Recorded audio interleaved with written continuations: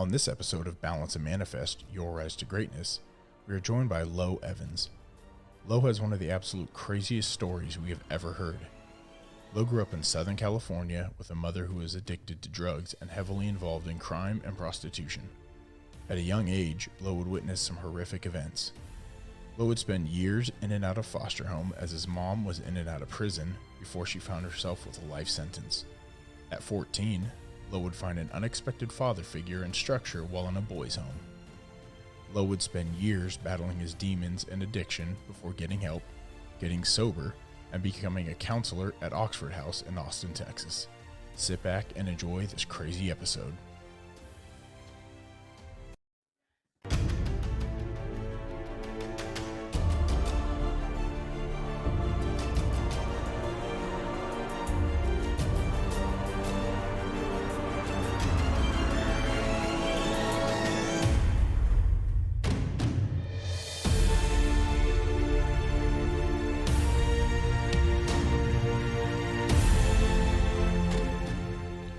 Welcome to another episode of Balance and Manifest, Your Rise to Greatness, the podcast where our guests share their stories of overcoming hardship and fighting their way to success to help inspire and motivate others. I'm your host, Sean. And I'm Sav. All right, guys, as always, if you can do us a favor and subscribe to this podcast on your favorite platform, if you could like this episode, share it. We'd really appreciate if you can give us a rating. I think Spotify does ratings now, just like it's like a star thing. That'd be amazing. We climb in the rankings, get these stories out to more people. And this podcast is presented by Nine Realms Athletics. Follow Nine Realms Athletics on Facebook, Instagram, YouTube, and TikTok. Go over to ninerealmsathletics.com. Use promo code MANIFEST for your next order of all of our super cool Norse-themed gear. Ooh. All right, guys. So today we got a special guest with us. This is our first time talking. So welcome to the show, Mr. Lowe Evans. How you doing, buddy? Hey, man, I'm doing real good. How you doing, big dog? Oh, we're doing amazing. Thank you so much for your time. First of all, I know it's late over on the middle of the country there. Hey, it's no problem, man. I'm just sitting here chilling, watching basketball and drama shows, so I'm chilling. It's my pleasure. What shows are you watching? I am currently watching the basketball game and a show called Too Large, kind of like the 600-pound. What is it called? Forgot. It's about people that are trying to lose weight and their story. Oh, okay. Yeah. Interesting. That's a good segue. So you're a big fitness guy. Huge. What kind of training do you do? I do a lot of powerlifting training and just overall everything, just to try to stay in the best shape as I can. One of my next ventures is what I'm going to do is get in my personal training certificate, because I'm big on taking care of yourself, and I love to help others. So if anything that I could do to try to help and give back to somebody else is one of my purposes in life, besides being a father first. So yeah, that's amazing. How long you been powerlifting for? Since I was a teenager. I started heavily with the past wrestler. He passed away years ago, but his name was Doug Furnas. He was a tag team champion and pretty much met everybody that you can think of in the wrestling industry, from Stone Cold, Undertaker, etc. So yeah, he also was a powerlifting. He broke records for powerlifting and deadlifting and squatting. So he got me pretty much into it when I was in the group home when I was a teenager. All right, since we're talking powerlifting, we'll wrap that up. Everyone likes to ask, what are the numbers of your big three? Like as far as like like my It's your squat, your bench, your deadlift. squat. So squat, I try to keep it low. I don't want to strain myself. I can bench probably a good 275 to 280. Again, I don't like to try to max out too much. Um, I'm not the youngest, and I don't I don't want to hurt myself. But yeah, so mainly just trying to not do too much weight, but just try to stay in shape as best as I can. If that makes sense. Yeah, the overall wellness. Yeah. Nice. So how old are you? 37 years young. All right, so we're the same. We're the same age there. I know exactly how you feel with. I recently dove into last year, powerlifting and training. I did my first like semi-meet last year, and it's fun. But yeah, at this age, it's tough. I mean, you got started younger. I just started last year, and it beats your body up good. It does. I mean, and that's why like I'm trying to tone down like on heavy lifting, and just focus on more form and repetition. It's good. So I'll destroy this young old body. So you said you have two daughters. How old are your daughters? I have my oldest Marley, which is 7, and my youngest Mia, daughter, is 4. Yeah, those are awesome ages. Yeah, my goodness. They are. They're definitely what keep me trucking in this good old life. So your story, from what the little bit you've told me, and we're kind of going in blind here, and I'm excited. I know you're really big into faith. Your faith is a big part of your life, and you are celebrating your sobriety, correct? Yes, sir. I'm a true believer in waking up, praying, keeping him first, and then sobriety, and everything becomes after that. But yeah, strong in the faith. My great grandmother was one of the biggest ordained ministers in San Diego, California, where I grew up. She pretty much saved and was the rock of our entire family. So 2 years, I just made 2 years sober. 12/31 of 19 is my sobriety date, so New Year's Eve. So I just made 2 years. Super excited about that. Yeah, congratulations, man. That's huge. Congratulations. I definitely appreciate it, especially when I started drinking literally and smoking at the age of 7, 8. Oh my gosh. So Faithfully. yeah, let's start from the beginning. Like, what? 7 years old? Yes, ma'am. Unfortunately. Oh my goodness. What got you into that? My mother. So my mom, God rest her soul, she passed away 7 years ago, 11/24 or 11/21 of 2014. She passed away of liver cancer. So back in her heyday, she was heavy into all types of drugs. Going back to my great grandmother, she saved her from an overdose of heroin at 18. Your mom saved your grandmother? My grandmother saved my mother. Gotcha. Yeah, from overdosing at 18, or I wouldn't even be here. But yeah, so she was heavy into her addiction with drugs, alcohol, men, women, etc. So she thought that smoking weed would calm me down, I guess. But yeah, she wasn't in her right mind frame, obviously, because she was doing everything.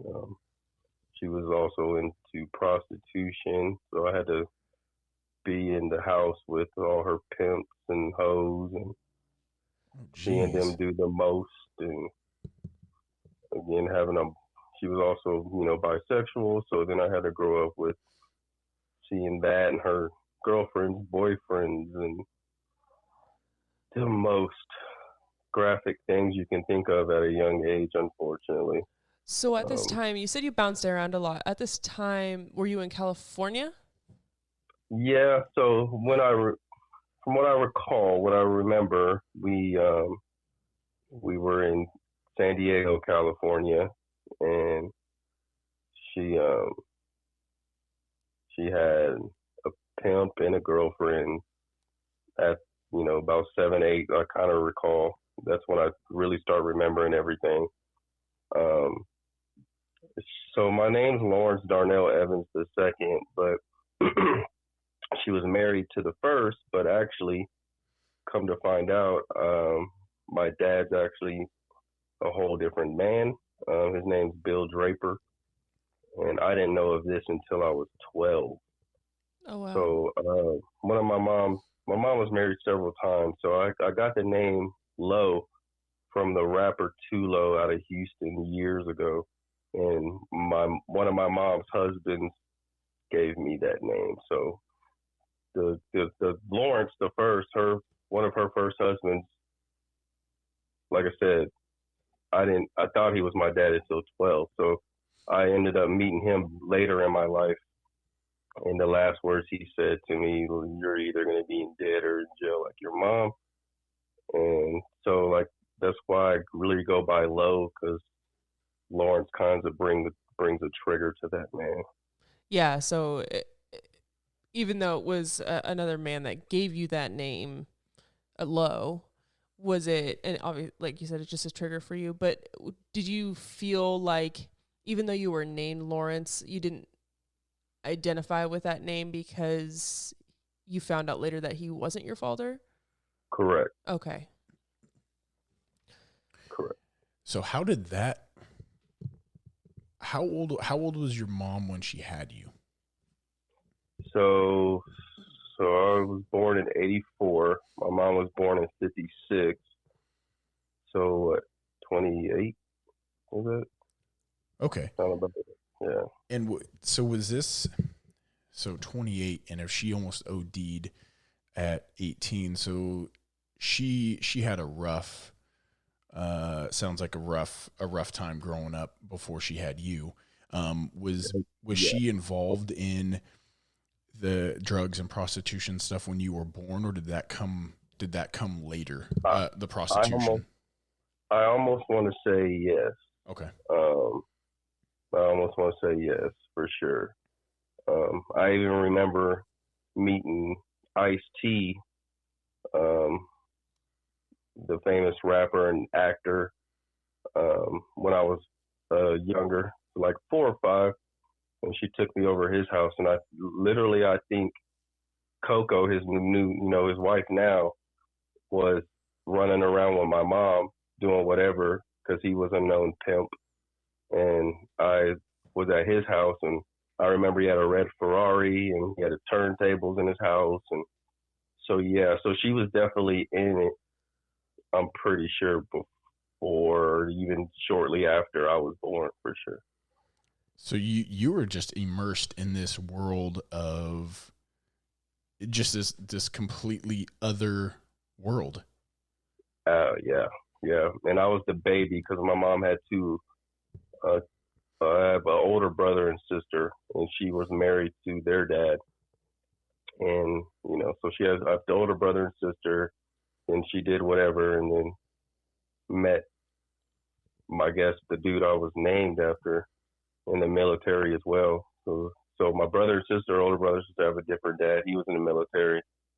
My dude, the dude she married and I was named after, was in the military. And then my real father, come to find out, he was in the military as well. Oh, wow. And in San Diego, it's a hub. It's huge. Yeah. In Oceanside, and they have a base there, and Camp Pendleton is what it's called in Oceanside. And so, she bounced from military to military to military, but I'm pretty sure she also got turned out by a huge pimp out there.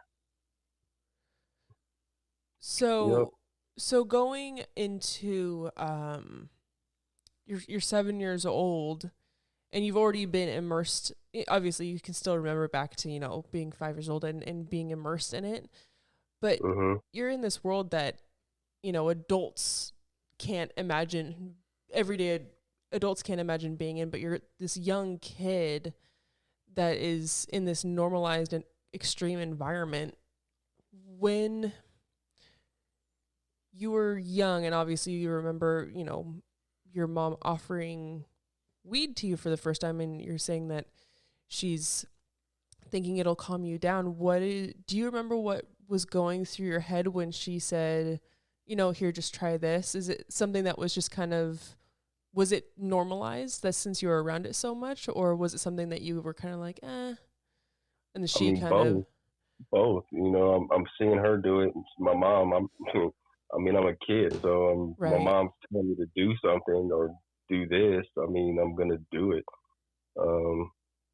It wasn't like really an option, I guess. I didn't say no because my mom, it's my mom. That was my mom and dad at the time. Yeah, you figure she's got your best intentions in mind. Right. You would think, but I couldn't even imagine my 7-year-old daughter yeah.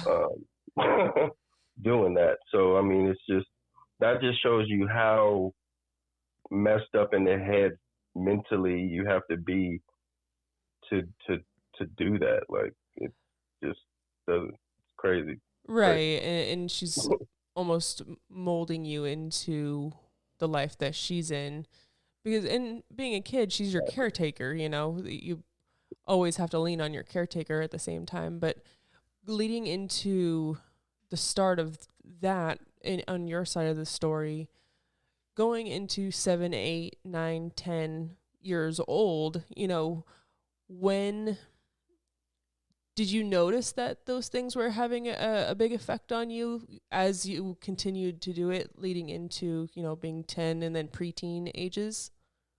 No, and it kind of like helped me get through like everything that I was living in. Like, so I'm seeing her do all these drugs and drinking and around men and women and doing the most. And at that age, I had to really grow up fast. And so many different times my life was put in jeopardy, like from her pimps trying to kill me to her boyfriends trying to kill me to us literally doing one of her licks with one of her pimps. So she took me and she had this big long brown hoopty is what you call it. It's just like a bucket of a car. So she was the driver. Her pimp was in the front seat. His cousin was in the back seat. So it's literally no joke. This was like a movie. So she went up and ran this lady over, I guess, that owed her some money or something. Then we literally ran her over. We drove off. We pulled up to another guy, I guess, that owed them money or whatever. So PG gets out. His name was PG. I don't know his real name. So he got out. The dude stabbed him in his eye. He got back in the car. His eye was hanging out his socket when he got back in the car. And then his cousin was in the back seat right next to me. And he started shooting out the window. And we're driving PG to the hospital because his eyeball hanging out of his socket. So those are the things that I had I probably should have stayed home for that one for sure, but don't understand why they took me on that route. But I guess they couldn't leave a 7, 8, 9-year-old, however old I was, at home alone because bad things could have happened then.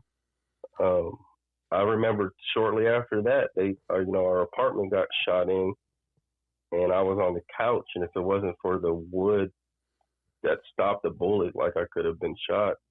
I remember that, and then running inside my mom's room and hiding in the bathroom in the tub after that happened. And so I'm pretty sure my PTSD and all that stuff definitely stems from that for sure. And I've had multiple stories like like that. That's just one right of many, unfortunately.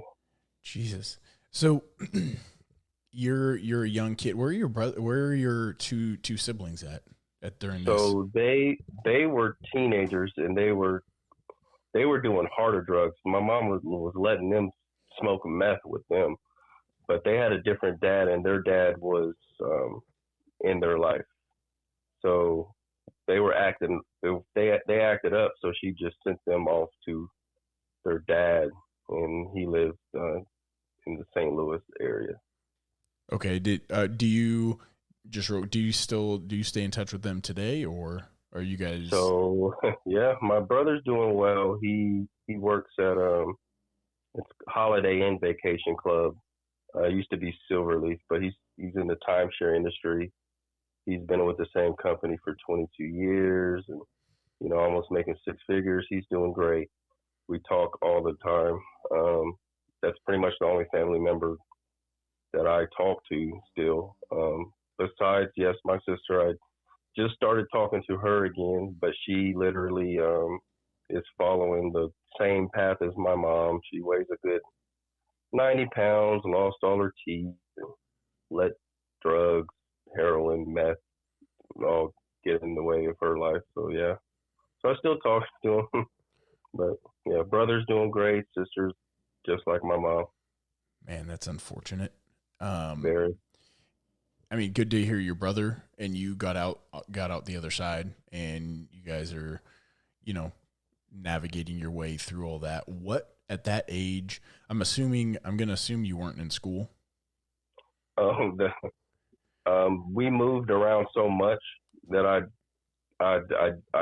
was in and out of school, if not even going to school at all, because my mom she was on the run, like, everywhere she went. So again, I was the baby, so she took me everywhere she went. If she wasn't in jail,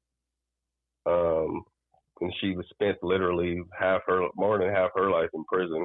Like she did a year, then 5 years, then a year, then she got 3 strikes, then she did a life bid, blah, blah, blah. But so I was bouncing back and forth between her and her friends that were addicts and into their problem as well. So if she wasn't in jail, I was with one of her friends or her friends' kids and my great grandma for a short period of time, and then she would get back out of prison, and then she would get me again, and then we would be on the run to California, then to St. Louis, to Texas with one of her new husbands, to Alaska where most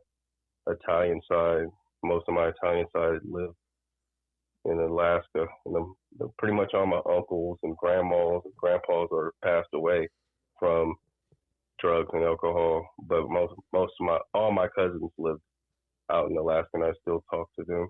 We're trying to plan a reunion because we're all breaking the cycle. Like, all of us are like sober, or my cousin out there in Alaska had a few sober homes out there.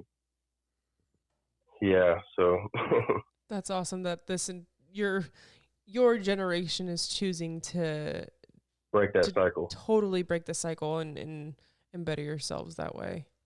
Mm-hmm. What was going through your head at that age? Like when you're a young teenager and you've seen your mom going in and out of prison, you've seen these fucking crazy things that, like you said, it's a movie. Like, what is this in your head? Is this normal, or do you know that this is not right? No. So, like, when I started really, really get into like this is just bull. Was about 11 or 12, and she would just be in the bathroom, for hours, and I'm like, you in there smoking that shit again, and then cursing at her, and yelling at her and calling her all types of names, because I'm at this point I'm knowing that it's a problem. Right. Like, you're doing these drugs and it's a problem. Like, stop doing this. This isn't right. And I mean, she's not gonna listen to her son. So we would get into physical, like, fights, and there was even some points where I'm drinking, she's chilling with my best friend's brother, which is like 18, and she's trying to get with him. Like, and I'm there. I'm grown at this 11 or 12-year-old age, and mom, she chased me around the apartment with a knife, and I had to run out the apartment at 12 years old. And she just doesn't care when she's drunk or high, and it just, I had no choice. So the time where she got locked up on her, for the 3 strikes in California, when that law just came out, is when I first got into foster care and group home. And that's definitely where I didn't want to be, but I needed to be to get away. Yeah. Did from you the ever? chaos. Yeah. Did you ever think about or actually act on trying to like run away or? No, because where am I gonna go? Right. I do remember the time right before she got her 3 strikes is that she kicked me out, and I'm like, where am I supposed to go? Like, I'm 12. Right. And she always had like her little runners or puppets that would do whatever for her. So at that time, she was braiding. I also have 2 twin sisters that got adopted. I've been trying to find them for years, but that's it's hard, obviously. Mm-hmm. Anyway, so yeah, if it wasn't for the 18-year-old guy that was running with her around that time, like, I wouldn't have been able to go from California to St. Louis, where I got to where my brother was and his dad. But yeah, so she she just didn't care. Like, and she did that to me. She did that to my older brother and sisters. But at least they had their father in their life. See, my father knew when I came or the dude she was married to, Larry, is what they call him, but it's Lawrence Darnell Evans the first. He knew that I wasn't his. And the other guy, Bill, was mad at me and had resentment towards me because when I first met him, I was 12. And he held it against me that my mom, kept me from him. And I had a resentment for years about him because he has above his means to take care of him. He's been in the medical field for years and owned his own business. So he's rich out in San Diego, California, has done literally nothing for me. So my whole black side on his side, I haven't even met. And they're all in Virginia. And he's the adult in this situation. Like, yeah, you would think, but I've heard from because I have a grandma that's in Virginia. His mom, she just said that he's just mean like that, and I don't know, he's just a mean guy. And then her husband was mean too, and I guess the story is, I guess she said that she killed him and for her protection, and she got away with it, but I guess it just runs in the blood of just meanness, I guess. And he was in the Marine Corps. I don't know if that messed him up, but yeah. So he held a resentment towards me because of my mom's doing. Wow. So thinking back now, in the chance that there's somebody who ends up down the road hearing this who's in similar position, is there anything you can think of now that back then, like help or a way out, like something that you think you could have done or you wish you did do back then to try to get help or to escape or try to go somewhere? Is there anything that you look back now thinking that you could have done? No. I'm glad that I got involved in the system, to be perfectly honest with you, because I have this huge family that nobody wanted to take care of me, which kind of hurt because I had my dad's side, and then I had my mom's side that was huge. Like, she's one of 11 kids, and my grandma and grandpa could have took me, or somebody could have took me, but I guess they didn't want to deal with me because I guess at that age, like, I had to grow up fast. So I wasn't a bad kid, but I was misguided by my mom. So I don't think I could really give any advice like to what to do. But I mean, the system definitely helped me because when my mom got locked up, her right before she did her 3 strikes, she did like a almost a year, and I was at the apartment by myself taking care of the twins. So a 12-year-old taking care of 3-year-old twin girls at 12 years old for a good 2 months before CPS came and knocked on the door. Oh my gosh. So I mean, I would go to the store with them, like change diapers, like clean them, feed them at 12. I think I even had like an ounce of weed, and like I was living in the apartment. And she would have her little tweaker friends that would come in and out to like check on me, but I knew what they were there for. They would just come there, search through all my mom's stuff, take it, and then leave. And then once I got hip to that, I didn't even let them in because all they were doing was coming in, stealing stuff to sell it for drugs. right. And I'm knowing this. So CPS came, and then that's how I first got in the system. My mom got out. She got custody of me back, and then she was trying to get the twins back, but she went right back into her old ways. So I mean, go ahead. I was just going to ask you, so a 12-year-old CPS came and got you, and then she got out and she got you back. Were you still 12 years old at this point, or was it 12 going on 13? Yeah. Okay, so how long was she in while you were with CPS the first time? So it was. I have to say, like, what? It was. I guess it wasn't that long. It was like 5 or 6 months, maybe less than that. I don't recall exactly, but no, just general range. It blows my mind that she was able to get out and get custody of you. Mm-hmm. That's pretty quick. Yep. Yeah. That's really quick. And then, like I said, she got visits with the twins, and the twins, they got adopted by the mom then, but they were living with the foster mom. And then, yeah, so she almost could have got custody of them, but then she, again, went back down the same route and ended up doing some things that her accomplice told on her about.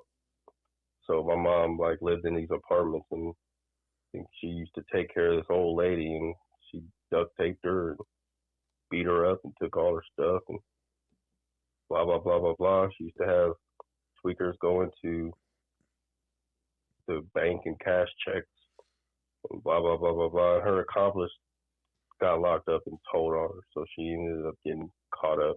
And she was in prison, in jail so many times before that. Like I said, that was her 3rd strike. So fast forward a little bit. So you said you went into foster care and you got into the foster care system, which sounds like you're saying is a blessing in disguise. I mean, everything I know about it, and from my little dealings with it, with work and everything, it doesn't seem great. But for you, it sounds like it's a huge improvement. At what point were you like fully in the foster care system, and did you have like a family you stayed with, or did you bounce around from different houses? So that's funny you say that. So the foster mom got me, and she had a few other kids, and she was real mean, and I didn't like it, but I had no choice but to deal with it. But I ended up finding a way to smoke some weed with some kids at school and try to hide it, and she found out about it. So then she put me in the group home. So then the group home is where I was at from 14 to 18. And how was that experience compared to the foster home? That was better for me. It was more structured. Mm-hmm. I'm not gonna lie. Of course, I did hate it because I knew that it wasn't my fault that I was there.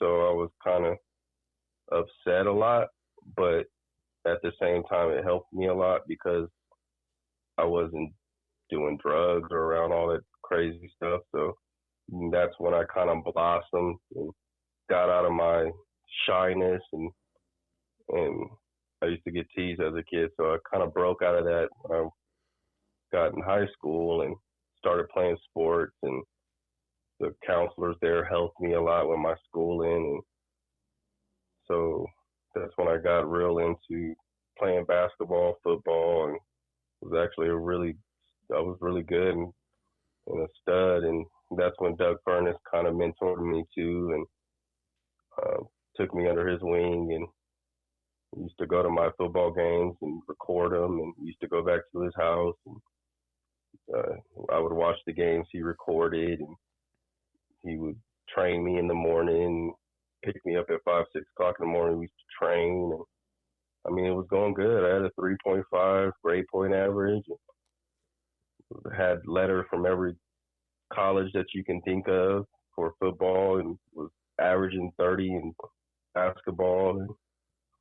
But I was still mad and had held resentment, and knew that I had this dad that could get me, or had this family member that can get me, but I was in this group home, so I was still mad.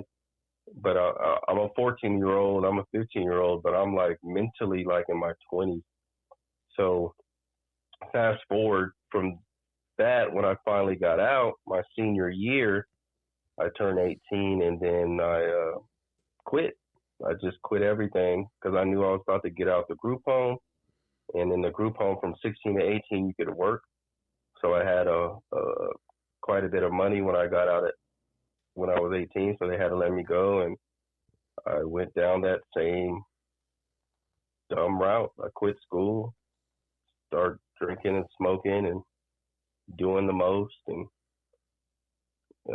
till it got burnt out. And luckily my brother that was the start of his timeshare career, and I moved from California to Texas, Conroe, Texas to be exact, which is close to Houston. Mm. So going from, those are 3 extremes all in one. So going from this horrible situation to then foster care, then to the group home, and then starting school, how was that transition from not experiencing a consistent schooling and then going straight into high school? I loved it. And again, that's kind of when I broke out of me getting teased, and, I started, getting to girls and school and sports, and I was the jock in high school. So, I mean, it was awesome. Like, I loved it. I almost wish that I wouldn't have been so corrupted growing up, because when I, and had no guidance, Right. like when I was, like, I wish I would have had more guidance, because I would have had a scholarship to anywhere I wanted to go to, and I threw it away when I got out the group home, which is the dumbest thing ever. Well, and I'm curious as to what was going through your head. Was there like a panic of like, okay, how do I navigate this, or how did you go into like a survival mode of like, okay, this is what I know and this is what I need to do in order to survive, kind of thing? Or just because you didn't know what the scholarship and all of that led to? Or I just didn't care. It was like anger and just kind of rebel. Exactly. Like F everything and everybody. So just everything from the past was weighing down on you? Absolutely. Oh. So, and you met Doug he was in the group home? Yeah, he was, come to find out, he owned that group home. That's why he was able, because you're not, as staff, you're not supposed to take any kid to your house. Yeah. But I mean, he was able to do that because he owned it, and so he was able to go to my games and take me, like I said, to his house and take me on events and things like that, because he owned the group home. I will say from my interactions, there are some really amazing people that run and work at the group homes. It takes I'm sure there's some that aren't great, but there's some that are really caring, and it takes a special person, a certain type of person, to put themselves in that environment, because you have a lot. I mean, it's full of these, for lack of a better term, like broken kids, and full of testosterone, and you're in your teens, and all you know is this life of crime and crazy off the wall, and now you're trying to instill structure and for I guess morals and all that kind of stuff in these kids. How quickly did that relationship with Doug kind of blossom, and he saw something in you and took you under his wing to kind of guide you and teach you? When I started beasting in football, he saw that, and he liked it, obviously, and he was like, okay, this kid's got something. And it was crazy, and because I was so fascinated and loved wrestling so much, you know, with the Bret Harts and the old school wrestling, and he just happened to be a wrestler. Like, that was God right there who brought him into my life. And like I said, like, I was a absolute beast in football. I should have played wide receiver, but to be perfectly honest with you, the coach was a known racist, so he didn't start me over. I was 6'2", 175, but David Morris, who was 5'8", a good $140, started over me, and the linebacker coach was a Coach Eros, who was awesome.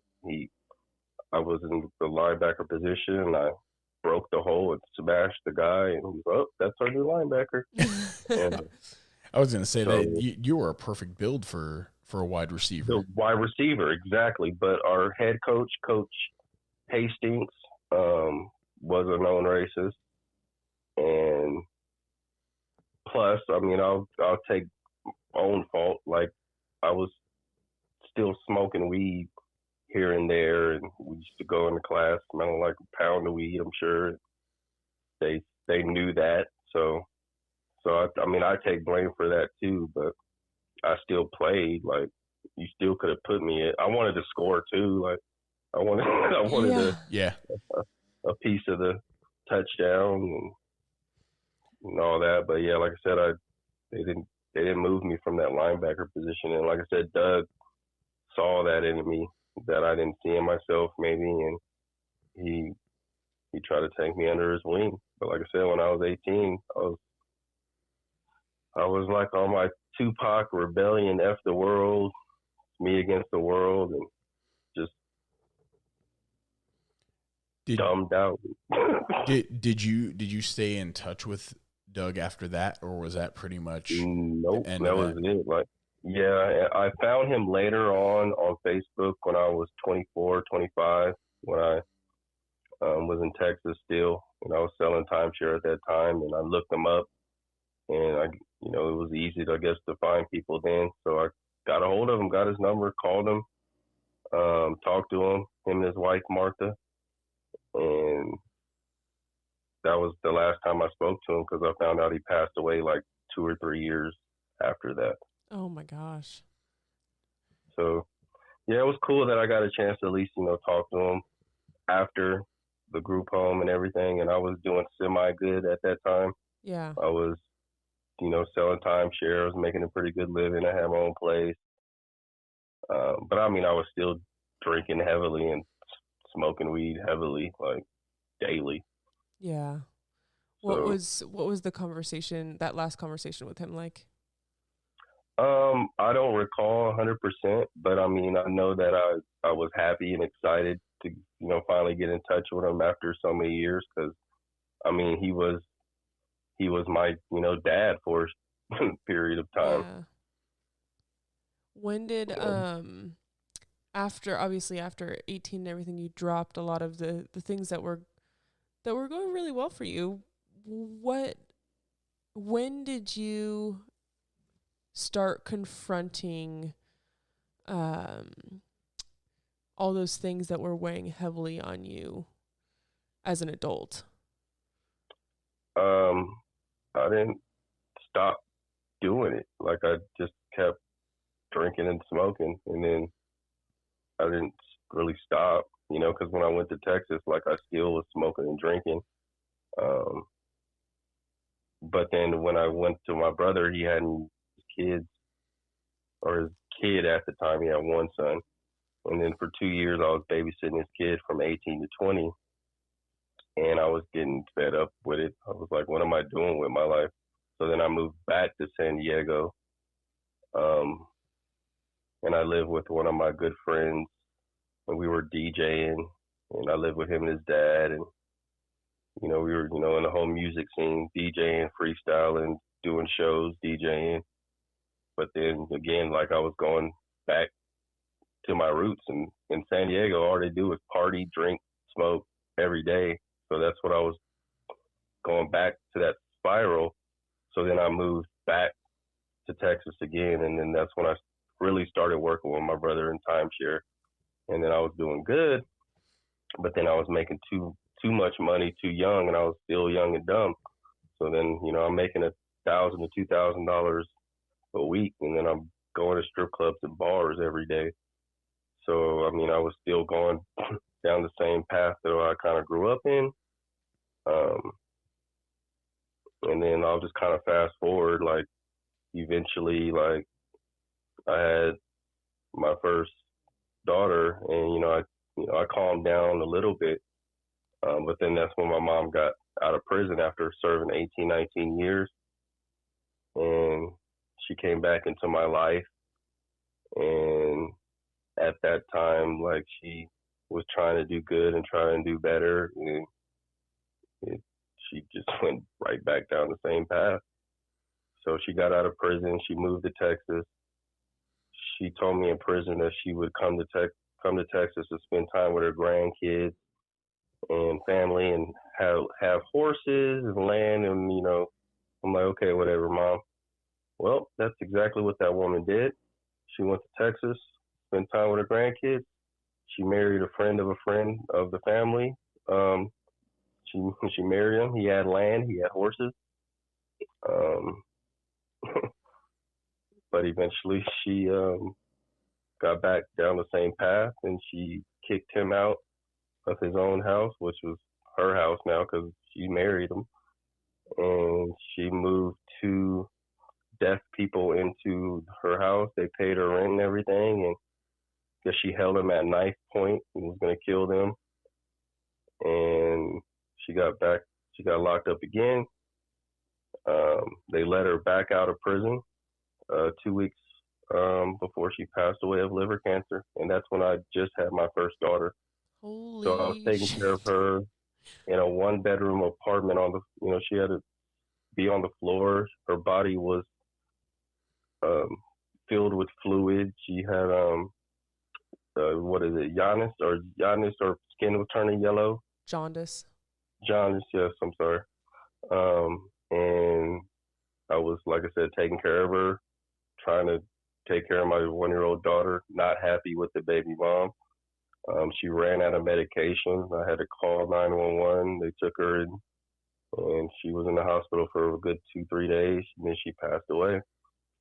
And that was real tough on me. Again, that's when I had my first daughter. I wasn't happy with the baby mom. So we ended up parting ways. And then I was in the apartment by myself going crazy, hallucinating, drinking heavily, trying to get through life. But again, I'm still smoking and drinking heavily. I ended up getting involved with another woman, like to try to, I guess, fill that void and to be there for me. We ended up conceiving a child. That went well for a while, but then we ended up being, one of the hurricanes down here. I think it was Harvey at the time. So then we had to move to her dad's in Sacramento. She was a hitter. So when she got mad, she would hit me, and I would just run away because my mom got abused by her pimps and everything when I was younger. So, I grew up kind of not to to do that to women. Men shouldn't do that anyway. But, I would just run away.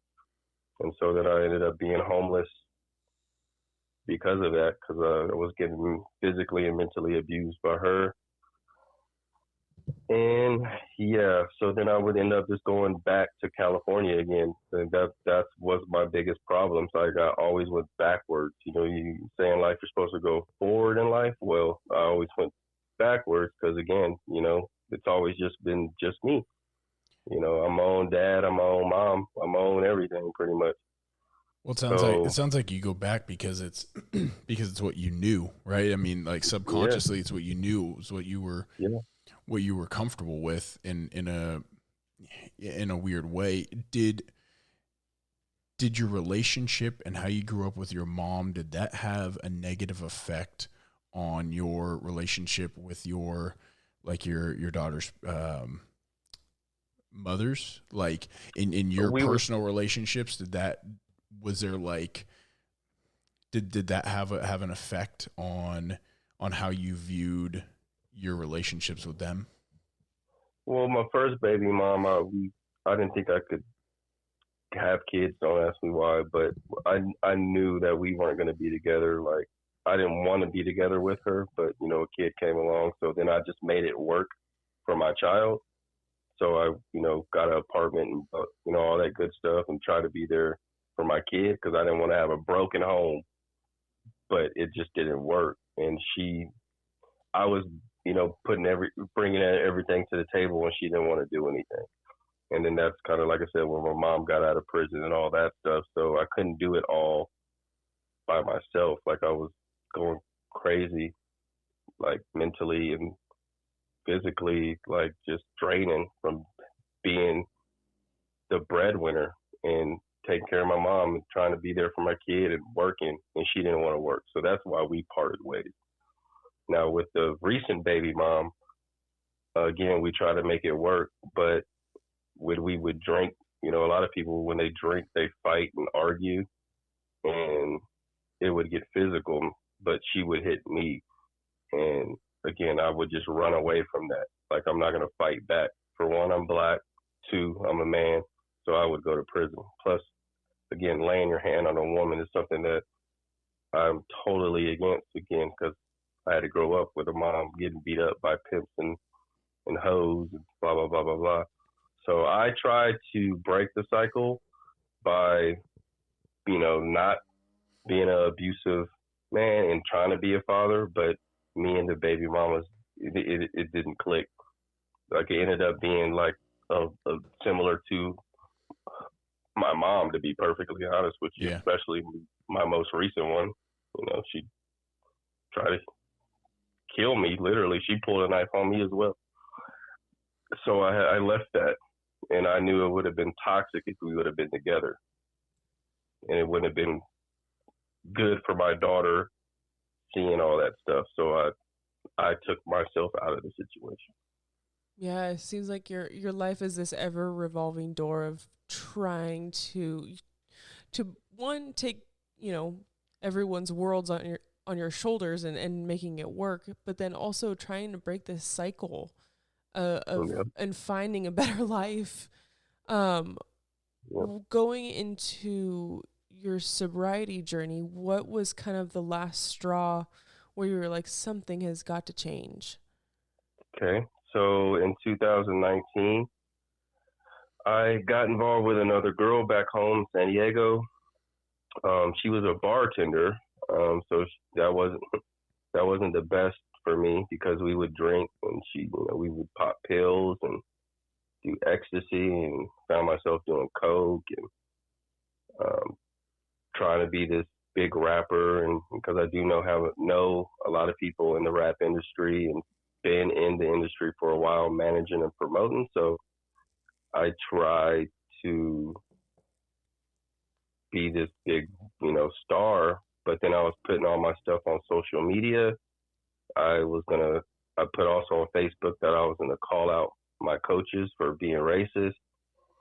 And so I went to Tijuana, and I know when I first went to Tijuana, I was 18, they wouldn't let me cross back back across the border because they said I was a runaway because I was in the system still. So in 2019, when I went to Tijuana with my friend, not too long after that, I walked up the road and there was this group of not people I should have been around, and we was smoking and drinking, and then I guess they've been watching me for a while because I would walk down the road. I would walk to take the trolley and bus all the time. So they literally chased me and followed me back to where the apartment was. And I was scared for my life. So I ran out my girlfriend's apartment with my luggages to the gas station. I was yelling for help and to call the police because they were chasing me. And nobody would help me at the gas station. So then I left my luggage there at the gas station, ran across the street to Home Depot, and I was literally yelling for help, like, somebody please call the police, help me, because these people are chasing me. And everybody was a robot, like they weren't moving, literally. And I only drank a 1 Mike's Hard Lemonade, and I may have smoked some shit that I shouldn't have smoked with them up down the road, but I was still in my right mind. So then I started noticing people from high school that I haven't seen since high school. And I'm like, I'm not thinking at that time that, I just put all this shit on Facebook. And I ran out of Home Depot, and then somebody yelled, "You're a product of the environment." They shut down the whole block. And this lady that I swear it was my mom, because when my mom passed, we didn't have the money for her funeral. We sent her body to Sam Houston State for research, and that was their way of saying that they would, cremate her for us. Because my brother didn't want to spend the money anyway, so we didn't see her mom's body. Okay, so I don't know what happened to her after the lifeline. We just left. So anyway, fast forward to that day, this lady in a cart was acting like she was homeless, and I saw her, and it looked just like my mom, and I knew they shut this block down, and they, with this whole Trayvon Martin stuff and all this stuff, I was scared, so I took all my clothes off in the middle of the road for them to see that I didn't have any weapons. I was butt naked, broad daylight. This lady put the clothes on me. The cops were there, so they didn't put the clothes on me. This lady that looked exactly like my mom, still to this day think it was her, put my boxers on me. I got inside the cop car. The radio was literally saying all my past locations, my brother's names, everything. And I'm like, damn, I just got set up. And this could be my mom. And the lady came to the door and was like, "Son, I'm sorry I had to do this to you. Just close your eyes and follow the light." And in my head, I'm like thinking now, not then, that she probably snitched to get out of prison. Okay. So this could have been my mom. It really could have. Because what cop car do you know? And I swear to God on my kids, after a while of them trying to clean everything up, the cop car had a red light in it, and it was playing "Murder Was a Case That They Gave Me" by Snoop Dogg on the way to the station. So I'm stuck in jail for a 24-hour period. They let me out. They put me on the street, and they kept everything. They kept my luggages that I left at the gas station. They kept my wallet, everything, and they just threw me on the street. And they were literally trying to take me out.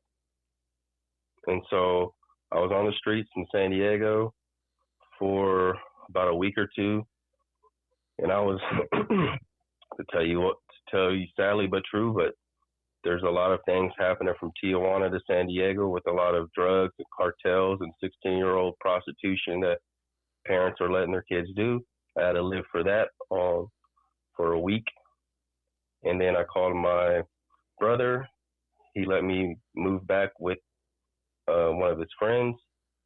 And then I moved to his ex-wife's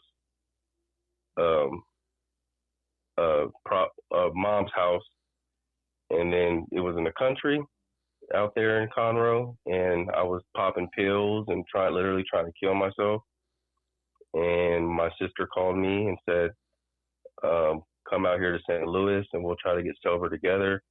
So then I go from San Diego being homeless to being in the country trying to kill myself on the couch. Then took another bus ride to St. Louis.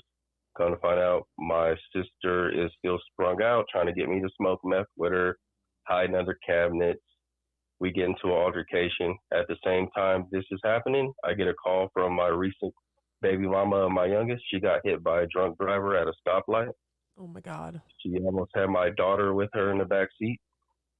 So then I went from St. Louis to Seattle, again on the bus. And again, there's a lot of things that are happening on the bus that are illegal that I'm seeing, but that's besides the point. So then I get to Seattle and I help my baby mama for, because her jaw was wired. She, again, almost died. But then we were living in a 1-bedroom apartment with her sister, my kid, her 2 other kids, her sister's kid in a 1-bedroom apartment. We weren't drinking, and then we started drinking, and then I was going to the stores, stealing alcohol, drinking, hiding what I'm drinking. She knew about it the day before Christmas, 2019 of 12/24. She hit me and threw me out, and I blame myself because I started drinking and was hiding it. I was in a homeless shelter for a week. And I called one of my mom's first husbands, who passed away last year, but he was a head counselor out here. He was the one that gave me the name Lowe. Mm-hmm. And he put me in the rehab. And I went to Centacor out here for rehab. 12/31/19 was my check-in day. And I successfully passed that. Got my parenting certificate and my certificate for completing the rehab. 2 years later, I am now the president of my sober house that I'm in. I also help several other sober homes through Oxford in the area. I'm soon to be the chair of Oxford, Chapter 37, and helping addicts and alcoholics in the Austin area. I have a stable job.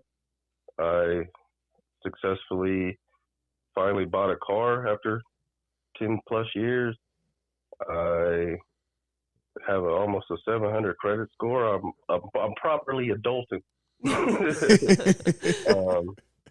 Properly adulting, and it is strongly because I have faith in the man above, heavily, like always, but I put him first, and I don't smoke or drink or do anything, and it is night and day from what the hell I've been through. Oh my God, Lowe. Oh my gosh. I'm like, I'm lost for words, but it seems that you thrive going from these extreme environment to thriving in high school and being in a good place, and then going, down that crazy road of being in that crazy life again. And now you're sober. Mm-hmm. And it seems like you're in an environment that was structured kind of like when you were in high school, and you thrived in that environment, and it seems like you're thriving now. Yeah. It's literally a blessing from God. I haven't seen my first born for years, but that's actually I'm slowly in the process of trying to get a lawyer for that, because she's been getting child support for 4 years, but it's been keeping me away from her because she went to court, when I was messing up, mm-hmm. and she, said whatever she said, and I never got to speak my part. But she actually just got my daughter went to school and said that she smelled weed, and so she got CPS involved. So long story short, I had to do like 3 Zoom meetings last year to be a part of that because I'm legally her father. So I'm in the process of getting custody or at least rights back to her because what she's doing is against the law, especially since I'm paying child support. And then my 4-year-old, I literally just talked to her like not too long ago. I just bought her a tablet, so now she can call me anytime she wants. I just bought her a Maserati car, everything, a whole bunch of gifts for her birthday. December 15th was her birthday, so she just turned 4. So even though I'm not with either one of my baby mamas, I'm still doing my part, and that's all I can do is my part. Right. Even though I would love just to be there every day, and spend time with my kids, just because again, I want to break that cycle. Yeah. But again, I used to beat myself up for not being there, but now again, I'm doing my part, and that's all I can do. Right. And just let God, handle the rest, and don't beat myself up for, not being with their moms or not being there every day, because again, like I'm doing everything I can, not just financially, but everything in my power to talk to them, get them gifts, and just let them know that I'm there for them. And that's what I'm working for now, is for them. Like everything I'm doing now is, I got to do it for me, of course, but Right. I'm really doing it for them. So that's why in the rehab, I told myself I would start up my record label. I wrote it down on paper. I highly suggest anybody, if you want to do something, write it down and manifest it and keep saying it until it happens. And if somebody tells you that you can't, you have to distance yourself from them and do it, because if I can do it, anybody can do it. And your own family will try to bring you down and tell you that you can't do something. But I promise you, if you write it down, you speak it into existence, it will manifest itself. So I opened up my own record label after being told I couldn't. So I'm on all platforms, Spotify, Pandora, Apple Music, etc. You just have to type in LOWE. Sleep on Me is the name of the track. And that's because my own family and everybody slept on me for years, and I overcame it. So that was checked off my list. And next is getting my personal training certificate to help people with their health in that way. And then also me being strong in the community of helping other alcoholics and addicts and abused women, because I lived through it. So besides being a father to my kids and there for my kids, my purpose is tell my story and help as many people as I can one at a time. That's my purpose, and I didn't know it, but I know it now. That's it. And your insane story has given you so much insight to help people, and in going through all those things, obviously you wouldn't be in the position you're in right now. And the fact that you're taking everything that you've been through and turning it into something positive is so powerful. And I don't doubt that if you stay consistent and you keep going the way you're going, it's only going to get better for you. And your story has been breathtaking. I mean, this is why we started this podcast, is to find people like you to share your story, so we can connect people and get people help, and to help other people who don't know how to improve their lives get there. I mean, I cannot tell you how appreciative I am that you're telling your story on our podcast right now. I appreciate you guys for allowing me to tell my story. This is my therapy. And again, if anything that I can do to help anybody, like without it really, affecting me, too much, I'm there to try to help as much as I can and give back as much as I can. Well, that leads perfectly into the way we usually like to end these are, I always joke, I say, give people a minute, but I don't record it because I don't know how to count, so I don't count the minute.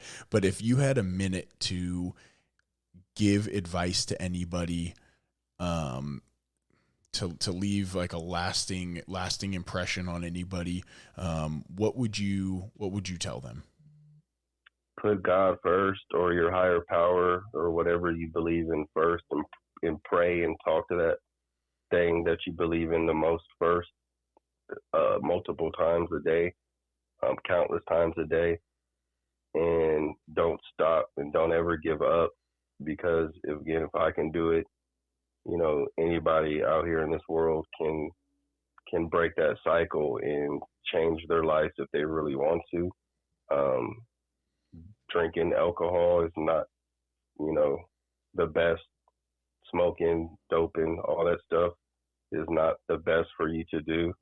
I don't knock it, but for me, not doing it at all, gives me the drive and motivation, and clears your head, and because it is a disease, mental disease, and to just stay focused on your dreams and your goals.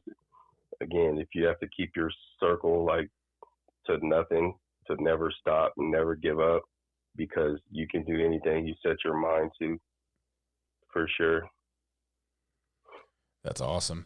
So what is the name again of the group? You said it's Oxford is the group that you work with for Yes, rehab and therapy. Is that like all throughout, or is it just in the Austin area? All throughout the United States. Okay. That's amazing.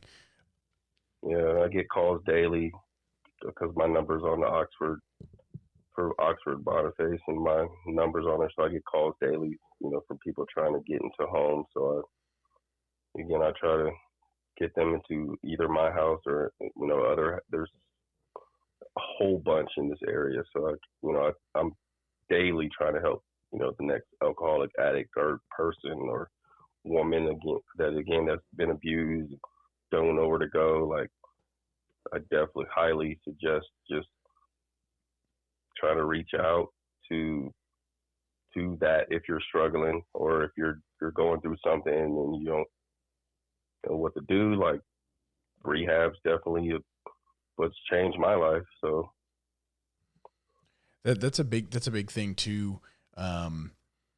Just real quick, is that you've taken your opportunity, since you've overcome all these things and you've found your path, and you found this positive path forward, that you have decided that it's now your mission to give that to other people and like pay that forward. And I think that that's something that people really forget and overlook.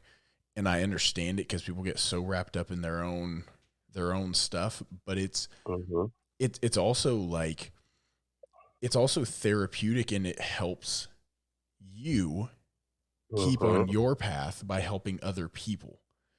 Exactly. So I have a bracelet right now that says "I am second." Wow. Yeah, that's it's a different kind of resiliency, I think. Even if it does help you, it still takes another source inside yourself to be that leader and leading by example. So yeah, like I said, that resiliency is something special. Yeah, I have a strong drive and belief in myself, and I even have that drive with, wanted to win and try to be the best at whatever I can do. And it just kind of